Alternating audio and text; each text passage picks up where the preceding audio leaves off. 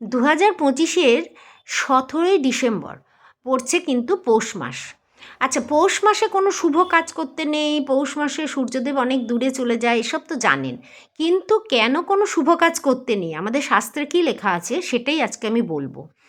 Actually যখন সূর্যদেব তার সেই 7টা ঘোড়া নিয়ে, সারাদিন তো উনি 7টা ঘোড়া নিয়ে ঘোরেন সূর্যদেবের, তো এরকম ঘুরতে ঘুরতে একদিন উনি দেখলেন যে ওর ঘোড়াগুলো খুব ক্লান্ত হয়ে গেছে, এতটাই ক্লান্ত হয়ে গেছে যে ঘোড়াগুলো আর তার রথ টানতে পারছে না। তখন উনি ভাবলেন যে ঘোড়াদের একটু বিশ্রাম দেওয়া দরকার। তখন উনি ঘোড়া থেকে নেমে ঘোড়াগুলোকে বিশ্রাম দিলেন, খেতে দিলেন এবং শোবার জায়গা করে দিলেন। ঘোড়াগুলো তো বিশ্রাম নিল, কিন্তু সূর্যদেব তো ঘোড়া বন্ধ হবে না, তাহলে পরে তো পৃথিবী ধ্বংস হয়ে যাবে, সৃষ্টি ধ্বংস হয়ে যাবে।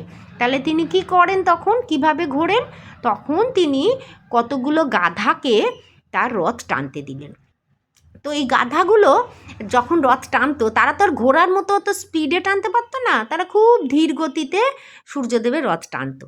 তো এই পৌষ মাসে বলা হয় যে গাধারা সূর্যদেবের মানে রথ টানে, ফলে খুব আস্তে ঢিমে তেতালা সূর্যদেবের ম্লান হয়ে যায়।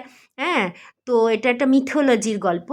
তো জন্য পৌষ মাসে যেহেতু সূর্যদেবের ঘোড়া খুব ধীরে চলে, ভালো চলে না, সেহেতু সূর্যই তো সব, সেই জন্য কোনো এই সময় কোনো শুভ কাজ করতে নেই পৌষ মাসটা, আমাদের সনাতনী ধর্মে বলা হয়। তো এটা একটা মিথোলজির গল্প, তো আমি আপনাদের সঙ্গে বললাম। নমস্কার, দেখা হচ্ছে পরের ভিডিওয়ে।